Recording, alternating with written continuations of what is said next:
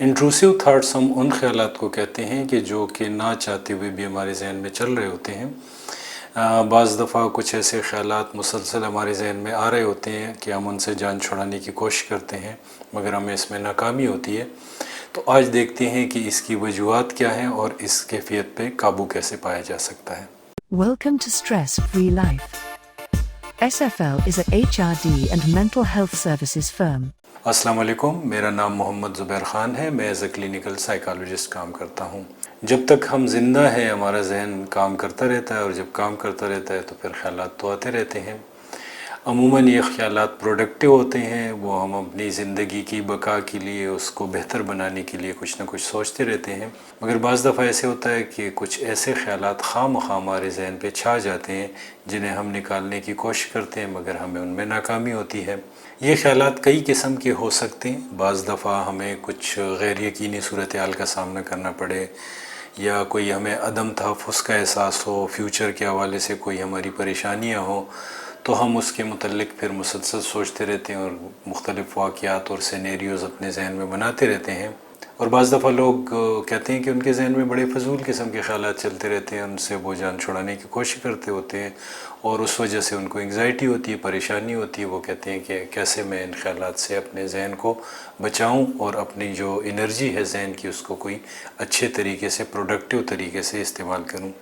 बाज़ दफ़ा ये भी हो सकता है जो कि लोग थोड़े से हसास लोग होते हैं, तो उनका ये मसला होता है कि अगर किसी से कोई तू में हो गई, कोई तकरार हो गई है, तो फिर बार बार उस वाक़े का सोचते रहते हैं। हालांकि वो अपने आप को समझाने की कोशिश करते हैं कि एक वाक़या था, हो गया है, अब मैं मुसलसल इसके मुतल्लिक़ क्यों सोच रहा हूँ। वजूहात तो इसकी काफ़ी सारी हैं। अगर ऐसे ख़यालात जो कि बिल्कुल बेसरोपा हैं आपके जहन में चल रहे हैं, उनका आपकी ज़िंदगी के मामलात से कोई ताल्लुक़ नहीं है, वो कोई प्रोडक्टिव थिंकिंग नहीं है कि जो कि आपकी ज़िंदगी पे कोई मुस्बत असर डाले, तो उसकी वजह एक ये भी हो सकती है कि जब हम अपनी ज़िंदगी को देखते हैं तो हमें लगता है कि शायद हम अपनी मर्ज़ी की ज़िंदगी गुजार रहे हैं, मगर हकीकत ऐसे नहीं होती। तो हो सकता है कि आपका तहत शऊर या लाशऊर आपको कह रहा है कि आप बंद गली में खड़े हैं या दायरों में घूम रहे हैं।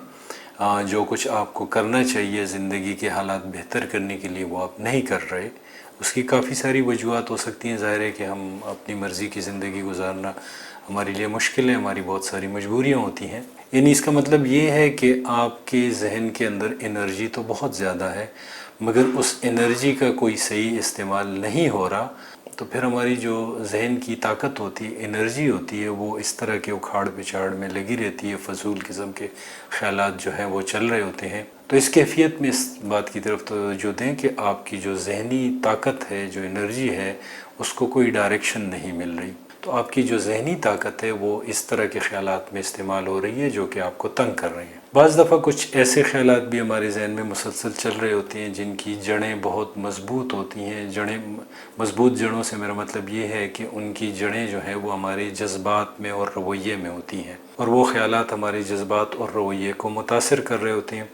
तो जब हम उन ख़यालात को बदलने की कोशिश करते हैं तो हमें नाकामी होती है, इसलिए कि जो हम उनकी जगह कोई मुस्बत ख़्याल लाते हैं तो उस मुस्बत ख़्याल के अंदर वो ताकत और वो वज़न नहीं होता जो कि उस मनफी ख़्याल के अंदर होता है, जो कि हमारे जहन में चल रहा होता है। तो इसमें सिर्फ़ उस सूरत में कामयाबी मिल सकती है कि जब हम अपने ख़्यालात को बदलने की कोशिश करें तो जो मुस्बत ख़्याल हम लाएँ वो भी इतना पावरफुल हो, उसके अंदर इतनी ताकत हो कि वो हमारे जज्बात पे छा जाए और हमारे रवैये को कंट्रोल कर सके।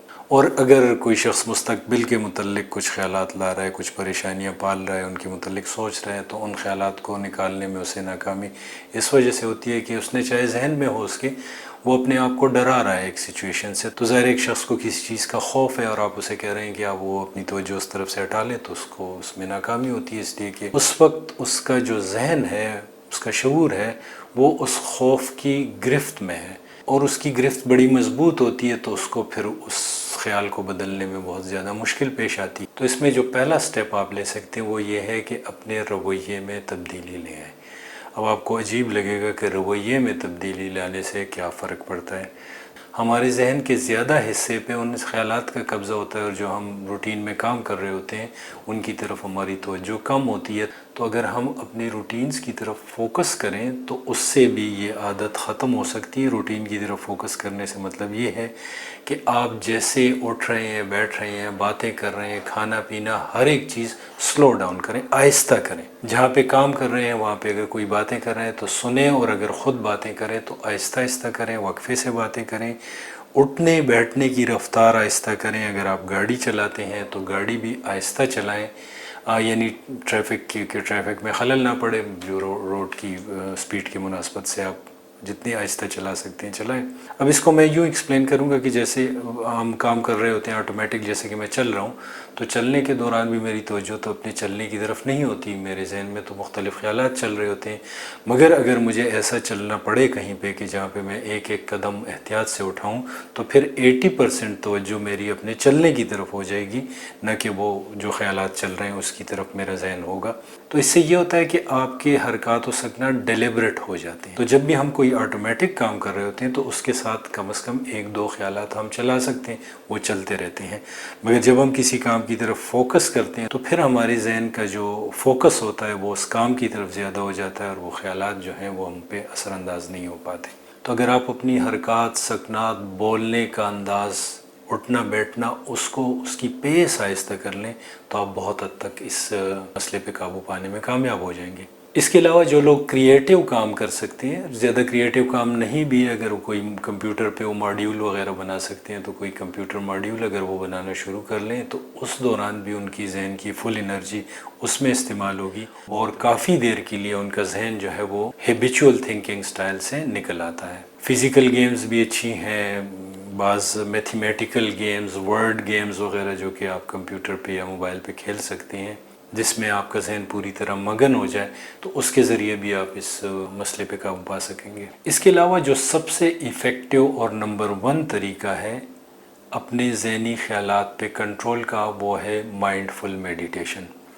مائنڈ فل میڈیٹیشن خود سے ایک بہت بڑا سبجیکٹ ہے، دنیا کے بڑی بڑی یونیورسٹیوں میں سائیکالوجی میں وہ پڑھایا جاتا ہے۔ میں ایک اور ویڈیو میں مائنڈ فل میڈیٹیشن پہ بات کروں گا، اس لیے کہ بہت سارے نفسیاتی مسائل کے لیے مائنڈ فل میڈیٹیشن کو ریکمینڈ کیا جاتا ہے۔ Thank you for watching. SFL is a human development and mental health services firm. For these services you can call on the mentioned numbers.